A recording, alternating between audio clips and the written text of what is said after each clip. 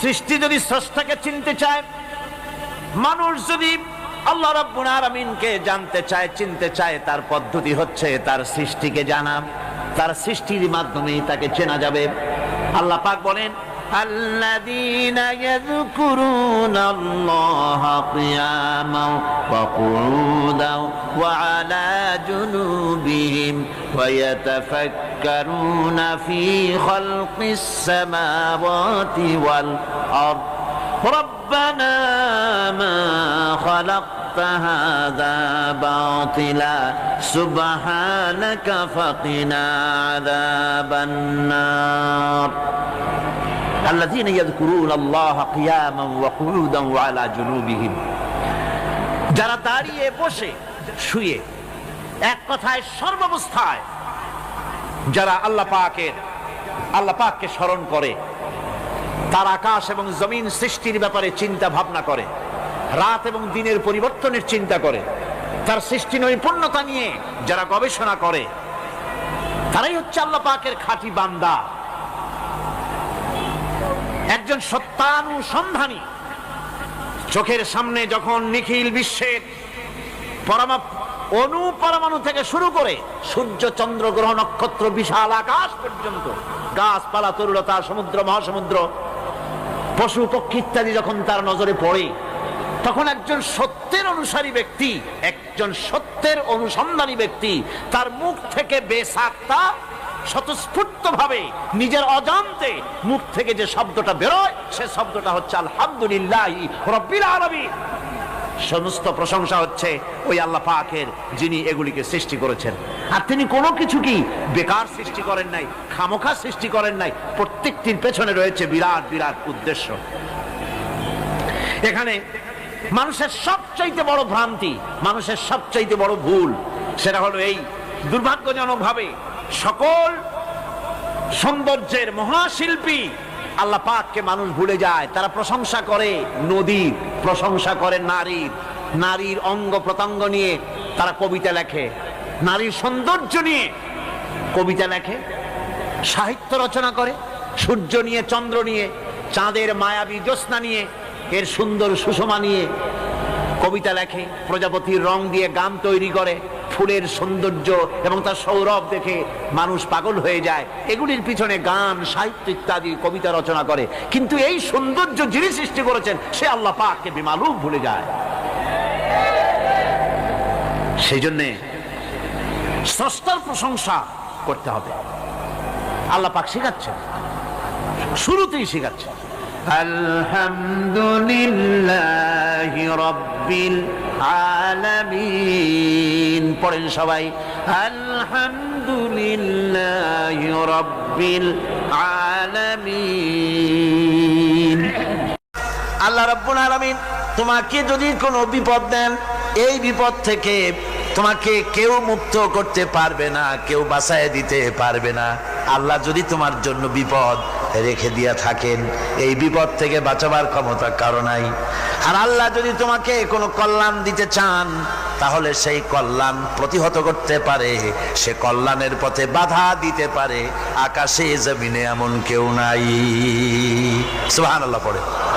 কাজে শক্তি তো সবটাই আল্লাহ রাব্বুল আলামিনের, ক্ষমতা সবটা কার? আল্লাহ সুবহানাহু ওয়া তাআলা। কল্যাণও করেন তিনি, আর অকল্যাণ যদি করেন, সে অকল্যাণ থেকে বাঁচবার উপায় নাই।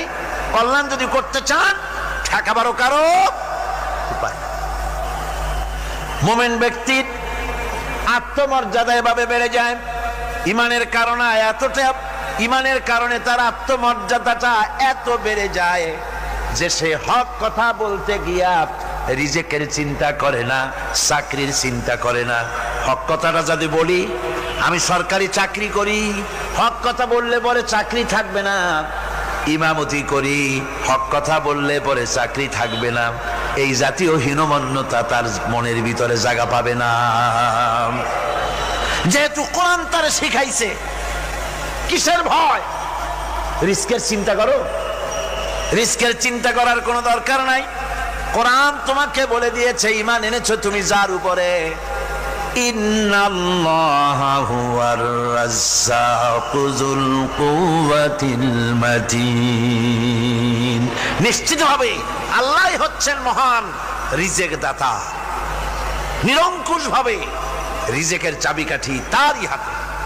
তা আমার রিজেক যদি আল্লাহর হাতে হয়, এটা যদি বিশ্বাস করি, তাহলে মেম্বারের উপরে দাঁড়িয়ে হক কথাটা বলতে ভয় পাই কেন? চাকরি করি, হক কথাটা বলতে পারি না কেন? সরকারের কাছে আমার রিজেক নয়, সেক্রেটারির কাছে, মুতাওয়াল্লির কাছে আমার রিজেক নয়। আমার খাদ্য কার কাছে? আমার রিজেক কার কাছে? এটা হলো সবচেয়ে বড় ভয়। ইমানের দাবি করে ঠিক, ওয়াজ নসিহত করেও ঠিক, মানুষকে উপদেশ দেয়ও ঠিক, কিন্তু মনের মধ্যে ভয় একটু থেকেই যায়। যদি চাকরিটা যায়, তাহলে বিবি বাল বাচ্চা নিয়ে বাঁচবো কেমনে? এটা থাকে মনের ভিতরে এক চিন্তা।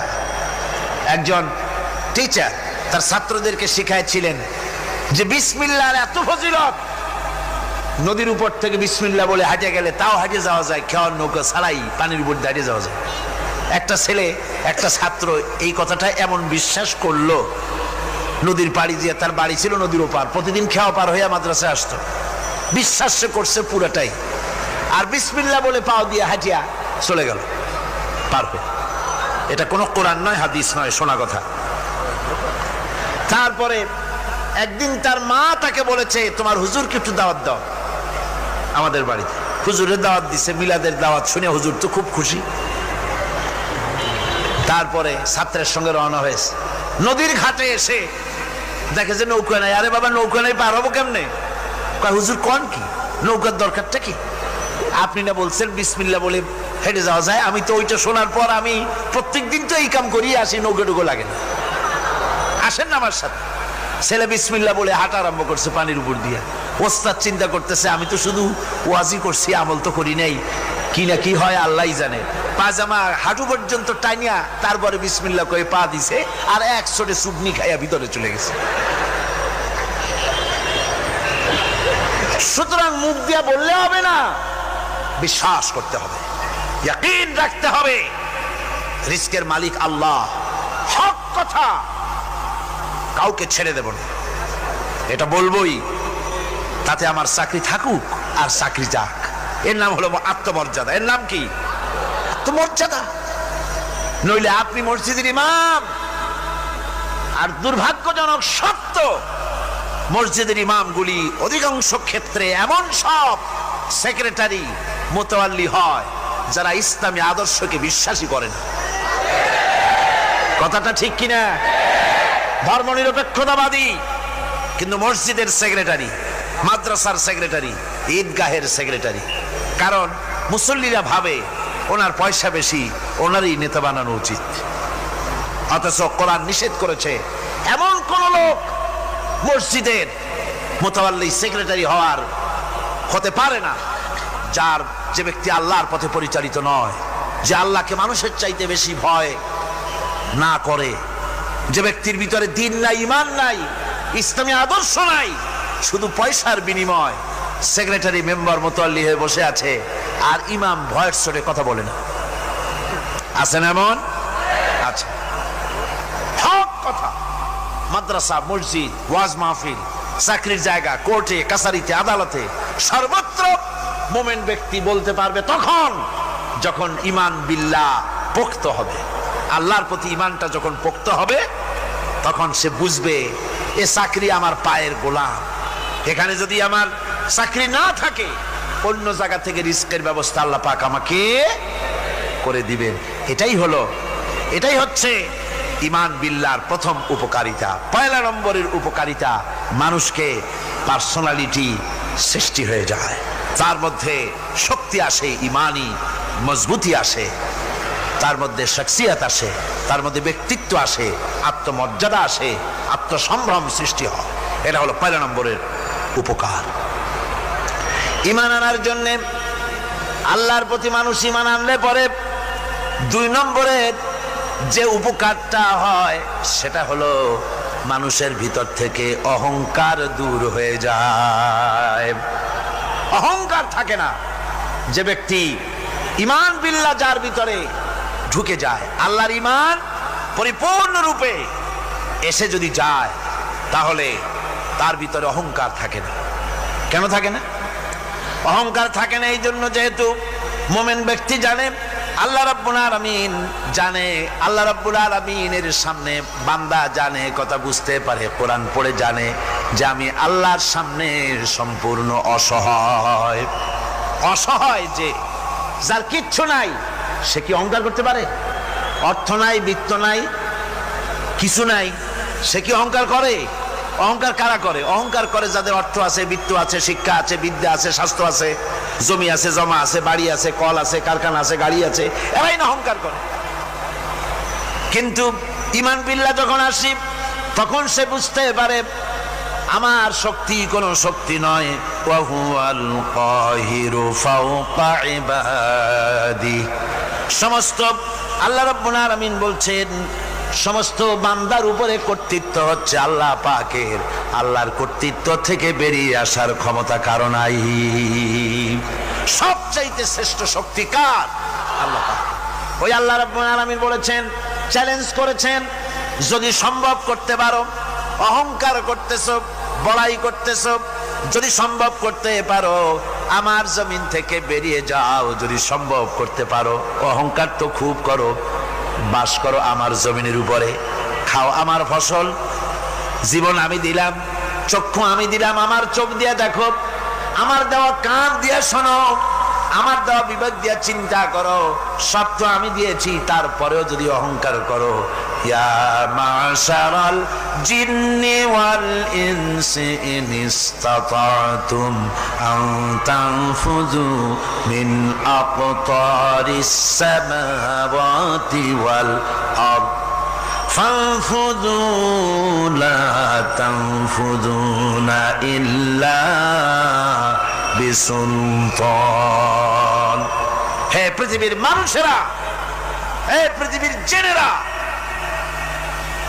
ইয়া মাশারাল জিন ওয়াল ইনস, হে পৃথিবীর মানুষ, মনুষ্য জাতি এবং জিন, যদি সম্ভব করতে পারো তাহলে আমার ইহাতা থেকে, আমার জমিন থেকে, আমার জমিনের উপর থেকে বেরিয়ে যাও। এমন দেশে যাও যেখানে আমার সূর্য নাই, যেখানে আমার চন্দ্র নাই, যেখানে আমার আলো নাই, যেখানে আমার বাতাস নাই, অক্সিজেন নাই, আমার পানি নাই, এমন কোন জায়গা যদি পাও, বেরিয়ে চলে যাও। যাওয়া যাবে? আর যারা জবাব দিলেন না তারা পারবেন বুঝি? যাওয়া যাবে। আল্লাহ পাক বলছেন, ফানফুযু লা তানফুযুনা ইল্লা বিসুলতান। আমার রাজত্ব থেকে, আমার ইহাতা থেকে, আমার পরিমণ্ডল থেকে, আমার কর্তৃত্ব থেকে বেরিয়ে যাওয়ার কোনো পথ নাই। কেউ বেরিয়ে যেতে পারবে না।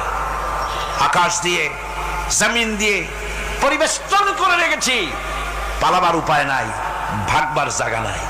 এই কথা মুমিন যখন পড়ে, আস্তে করে মাথা নিচু হয়ে আসে, আমি কত দুর্বল আমার মহান আল্লাহর সামনে। সুবহানাল্লাহ। এই জন্য আমি বলি, কিসের বড়াই করবেন? কিসের বড়াই? বিদ্যার বড়াই। কতটা বিদ্যা অর্জন করেছেন, কতটুকুন শিখেছেন?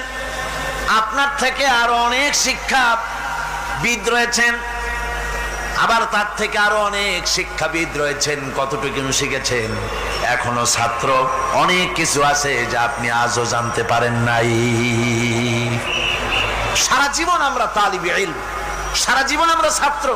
মুহাদ্দিস হন, মুফাসসির হন, প্রফেসর হন, প্রিন্সিপাল হন, যেই হন না কেন, চিকিৎসাবিদ, চিকিৎসা বিজ্ঞানী, রাষ্ট্রবিজ্ঞানী, দার্শনিক, যেই হোক না কেন, সব ছাত্র। সব কি? ছাত্র। বহু কিছু এমন আছে যা আজও মানুষ উদ্ধার করতে পারে নাই, শিখতে পারেনি। সুতরাং শিক্ষার বড়াই করো। এরপরে অর্থের বড়াই করবা। কয়টা টাকার মালিক হয়েছে তুমি? টাকার বড়াই করে মানুষ। জিজ্ঞেস করা হয়, মিয়া সাহেব রোজা রাখেন না কেন? কয় রোজা রাখবো, চাউলের অভাব আছে নাকি? না ধানের অভাব আছে, না টাকার অভাব আছে। নাউজুবিল্লাহ। কত টাকা হয়েছে? আল্লাহ রাব্বুল আলামিন যদি ইচ্ছা করেন এমন রোগ দিয়া দিতে পারেন, হার্টের ভিতরে ক্যান্সার দিয়ে দিতে পারেন, ব্রেনের ভিতরে টিউমার দিয়ে দিতে পারেন, রক্তের ভিতরে ক্যান্সার দিয়ে দিতে পারেন, হাড়ের ভিতরে ক্যান্সার ঢুকায় দিতে পারেন। এমন রোগ হয়ে যেতে পারে ডাক্তারের 14 গোষ্ঠী গুলে খেলেও রোগ ভালো হবে না। সারা জীবন যত টাকা কামাই করেছেন গোষ্ঠী বেচলেও ঔষধের পয়সা হবে না। পারবে কিনা আমার আল্লাহ? জোরে বলেন পারবেন কিনা? পারবেন, প্রচন্ড ক্ষমতা। কাজী বান্দা যখন এগুলি পড়ে মাথাটা নিচু হয়ে আসে যে ক্ষমতা তো তার, বড়াই করার কোনো উপায় নাই। আমরা কিতাবের মধ্যে পড়েছিলাম, সেই আল মুস্তাতরফ একটা কিতাব ছিল, আলেমে পড়ানো হতো। মৌলানা শামসুদ্দিন সাহেব পড়েছেন নিশ্চয়ই? জি, ওলামারা পড়েছে। সেই কিতাবে আলেম ক্লাসে পড়ানো হতো তখন আমাদেরকে একটা আরবি সাহিত্য। ওই আরবি সাহিত্যের ভিতরে পড়েছিলাম, সেখানে এক জমিদার বিবাহ করছে, তারপরে তার নবপরিণীতা স্ত্রীকে নিয়ে খেতে বসেছে। এমন সময় এক ভিক্ষুক এসেছে। জমিদার রাগ হয়ে দরজার কাছে দিয়ে বেচারাকে ধমক দিয়ে বের করে দিয়েছে, ভিক্ষা নেওয়ার আর তুমি সময় পাও না, আমি বিয়ে করেছি, নতুন বউ নিয়ে খাইতে বসছি, বেরো এখান থেকে। গলায় ধাক্কা দিয়া ফালাইয়া তারপরে তাড়াই দিছে। বাস কয়েক বছর পর এই জমিদারের জমিদারি গেল, টাকা গেল, পয়সা গেল, সব শেষ। বউ পুষবে এমন পয়সাও নাই, বউ তার থেকে বিচ্ছিন্ন হয়ে গেল, বউকে তালাক দিয়ে দিল। দীর্ঘদিন পর এই স্ত্রী বিবাহের একটা প্রস্তাব এলো আর এক জমিদারের সাথে, আর এক এলাকার নতুন এক জমিদার হয়েছে, তার সঙ্গে বিবাহের প্রস্তাব এলো। এরপরে সেই বিয়ে হয়ে যাওয়ার পর নতুন জমিদারের সাথে এই স্ত্রী বসে খানা খেতে বসেছে প্রথম দিন। এমন সময় দরজার কাছে এক ভিখারি এসে হাজির। নতুন জমিদার বলছে, বউ আমরা তো খেতে পারবো, আমাদের খাবারের প্লেটটা আজকে প্রথম তোমাকে নিয়ে খেতে বসেছি, এই খাবারের প্লেটটা ধরেই তুমি ভিখারিকে দিয়ে আসো। বউ খাবারের প্লেটটা ভিখারির হাতে দিতে গিয়ে সেন্সলেস হয়ে পড়ে গিয়েছে, বেহুশ হয়ে পড়ে গিয়েছে। নতুন জমিদার অনেকক্ষণ অপেক্ষা করলো, বউ ফেরে না কেন, যায় দেখে বেহুশ, মুসাফির সেখানে দাঁড়ানো। কিছুক্ষণ পর বউয়ের হুশ হলো, জিজ্ঞেস করলো, হয়েছে কি, তুমি এরকম পড়ে গেল কেন? এই মুসাফিরকে দেখে বউ বলতেছে, আল্লাহর কসম, তুমি যখন আমাকে প্লেট ভরা খাবার দিয়ে পাঠাই দিলা ভিক্ষুককে দেওয়ার জন্যে, যারে ভিক্ষা দিতে গেলাম, আল্লাহর কসম করে বলি এ হচ্ছে আমার সেই প্রথম স্বামী। এবার ওই জমিদার বলতেছে, তুমি যেমন কসম করে বলতেছো এই হলো তোমার প্রথম স্বামী, আমিও আমার আল্লাহর নামে কসম করে বলি আমিও সেই ভিখারি যেদিন তোমরা খেতে বসেছিলে আর আমি ভিক্ষা নিতে গিয়েছিলাম, আমাকে দরজা থেকে তাড়ায় দিয়েছিলে। সুতরাং বড়াই করো না, অর্থে টাকার বড়াই করো না, অহংকার করো না, স্বাস্থ্যের বড়াই করো না, স্বাস্থ্য ভালো, অহংকার করো না। আল্লাহ যদি ইচ্ছে করেন এক রাত্রের মধ্যে মাত্র আধা ঘন্টা 15 মিনিটের ভিতরে কয়েকবার পাতলা দাস্ত দিয়া জনমের মতো শেষ করে দিতে পারেন, পারেন কিনা? সুতরাং মানুষ ঈমান বিল্লাহ, আল্লাহর প্রতি ঈমান মানুষকে এভাবে বিনয়ী করে দেয়। আলহামদুলিল্লাহ, অহংকার বলে কিচ্ছু থাকে না তার, সে আগে সালাম দেয়। ঈমান বিল্লাহ, যার মধ্যে ঈমান, আল্লাহর ঈমান ঢুকে যায়, তার আগে কেউ সালাম দিতে পারে না। রাসূলুল্লাহ বলেছেন, যে ব্যক্তি আগে সালাম দেয় সে অহংকার মুক্ত। জয় গো সুবহানাল্লাহ। এখন তো সালাম শুধু পেতে চায়। দারোগা চিন্তা করে পুলিশেরা আমারে সালাম দেবে, আমি ওরে সালাম দিতে যাবো কেন? ও প্রত্যেকদিন আমারে দেয় স্যালুট, আমি দেবো ওরে সালাম, একটা কথা। এসপি মনে করে ইন্সপেক্টররা আমারে সালাম দিবে, আইজি মনে করে এসপিরা আমারে সালাম দিবে, প্রেসিডেন্ট মনে করে মন্ত্রীরা আমারে সালাম দিবে, হুজুররা মনে করে মুরিদরা আমারে আগে সালাম দিবে। না, এটা সুন্নাতের খেলাফ। রাসূলুল্লাহর আগে কেউ সালাম দিতে পারে নাই। জোরে কোন সুবহানাল্লাহ। আগে সালাম দাও।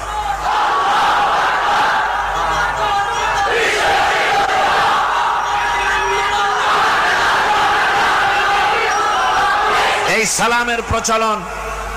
সালামের প্রচলন মুসলমানদের মধ্যে বেশি বেশি হওয়া উচিত। আপনারা সালামের প্রচলন চালু করে দিবেন, বেশি করে চালু করবেন। বউরে সালাম দিবেন, বউ আপনাকে দেবে। ঘরের মধ্যে ঢুকবেন, ঢুকেই বলবেন আসসালামু আলাইকুম ওয়া রাহমাতুল্লাহি ওয়া বারাকাতুহু। বাইরের থেকে গেছেন, ঘরে ঢুকেই প্রথম সালাম দেন, বউ সালামের জবাব দেবে, বউ আপনাকে দেবে। বাচ্চাদের সালাম দেন, বাচ্চারা আপনাকে দিবে। এরকম সালামের প্রচলন চালু করেন। রাসূলুল্লাহ বলেছেন, মানে একটা গাছের আড়ালে এই সালাম হলো, লোকটা গাছের আড়ালে চলে গেছে, আবার দেখা হয়েছে, আবার সালাম দেয়। এখন এই সালাম কমে গেছে, এখন সালামের পরিবর্তে অনেক কিছু হয়েছে। সালাম দেয়, তার জবাবও দেয় না। যদি বলে কেউ গরিব মানুষ সালাম দিয়েছে বড় লোক করে, আসসালামু আলাইকুম,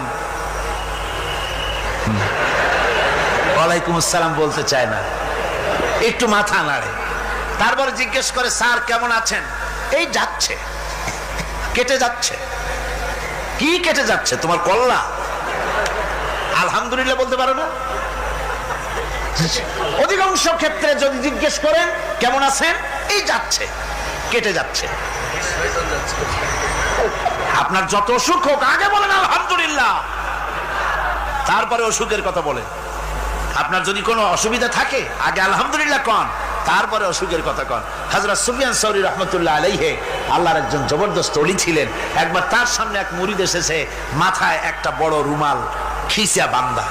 জিজ্ঞেস করলেন, মিয়া তোমার এই মাথাটা এরকম বান্দা কেন? কয় যে হুজুর, মাথার যন্ত্রণায় অস্থির হয়ে গেছি, সেই জন্য মাথাটা বাঁধে রাখছি। এরকম ব্যথা কয়দিন হয়েছে? কয়দিন? আর সবসময় হয় না, বছরে 2-1 হইলেও পারে, না হইলেও পারে। বলে বছরে 2-1 মাথা ব্যথা হয়, সেই ব্যথাটা দড়ি দিয়া বান্ধে মানুষকে দেখাইলা যে আমার ব্যথা হয়েছে, অসুবিধাটা দেখালে। আর যতদিন ভালো ছিলে ওইটার প্রমাণ স্বরূপ মাথায় কি বান্ধে মানুষকে দেখাইছো। সুতরাং শুকরিয়া আদায় করো সব সময়। আলহামদুলিল্লাহ আলা কুল্লি হাল, সব অবস্থা আমি ভালো আছি, আমার থেকে আরো অনেক খারাপ আছে। সুতরাং সালামের প্রচলন তারাই করে বেশি যারা বিনয়ী হয়। অহংকার যাদের মধ্যে জায়গা পায় না। অহংকার পাবে কি করে? বান্দা কোরআন থেকে জেনেছে, ওয়াল্লাহুল গানিয়্যু ওয়া আনতুমুল ফুকারা। আল্লাহ রাব্বুল আলামিন বলেন, তোমরা হলে সবাই ফকির, তোমরা হলে সব মুকাবিক্কি, আর একমাত্র আল্লাহ রাব্বুল আলামিন বেনিয়াজ। আল্লাহই শুধু বেনিয়াজ, আর সব কি মুকাবিক্কি কার কাছে? আল্লাহর কাছে। এই জন্য বিনয়ী হতে হবে। যে জমিনটা বাস করি, জমিনটা কার? চিল্লায় কোন কার? লিল্লাহি মা ফিস সামাওয়াতি ওয়া মা ফিল আরদ। আকাশও তার, জমিনও তার। এই কথা যদি জানা থাকে, বিশ্বাস থাকে, তাহলে সেই ব্যক্তি অহংকার করতে পারে না, সে বিনয়ী হয়। ঈমান বিল্লাহ তাকে বিনয়ী বানায় দেয়। আর বিনয়ী মানুষ, নিরহংকার মানুষই আল্লাহর কাছে বেশি পছন্দ। এই ঈমান তার ভিতরে এই কথা জাগ্রত করে দেয়। আমি যদি একটা গাড়ির মালিক হয়ে থাকি, আমি যদি একটা বাড়ির মালিক হয়ে থাকি, আমি যদি স্ত্রী পুত্র সন্তান পেয়ে থাকি, আমি যদি মন্ত্রী হয়ে থাকি, আমি যদি কিছু পেয়ে থাকি, আমার হাতের কামাই দ্বারা পাই নাই। আল্লাহ শিখাই দিচ্ছেন, ওয়ামা বিকুম বিনি'মাতিন ফামিনাল্লাহ। যত নেয়ামত তোমরা পেয়েছো সব আল্লাহ রাব্বুল আলামিন দিয়েছেন। জোরে বলেন সুবহানাল্লাহ। দাতাকে ভুলে যেও না, আল্লাহর কাছে বিনয়ী হও। সমস্ত নেয়ামত একমাত্র তিনি দিয়েছেন। ঈমান বিল্লাহর দ্বারা মানুষের এই গুণ সৃষ্টি হয়, এই উপকার হয় মানুষের, যে সে বিনয়ী হয়ে যায়। আল্লাহ পাক কোরআনে কারীমের মধ্যে আরো বলেন, ওয়ালা তামশি ফিল আরদি মারহান ইন্নাকা লান তাখরিকাল আরদা ওয়ালান তাবলুগাল জিবালা তুলা। ওয়ালা তামশি ফিল আরদি মারহান, আমার এই জমিনের উপরে অহংকার করে হেঁটো না। আল্লাহ পাক নিষেধ করেছেন, জমিনের উপরে অহংকার করে হেঁটো না। এই জমিনের উপরে অহংকার করে হাঁটতে গিয়া তুমি পদাঘাত করে আমার জমিনটারে ফাটাই দিতে পারবে না, আবার অহংকার করে লাভ দিয়া আমার পাহাড়টার উচ্চতাও ছাড়াই যেতে পারবে না। যখন তুমি পাহাড়ের উচ্চতা ছাড়াতে পারবে না, যখন জমিনটারে লাথি মেরে ফাটাই দিতে পারবে না, তখন আবার অহংকারটা কিসের? কিসের অহংকার? নিজের দিকে তাকাও, তোমারে আমি বানাইছি কি দিয়া? তোমার পেটের মধ্যে কি, তোমার শরীরের মধ্যে কি?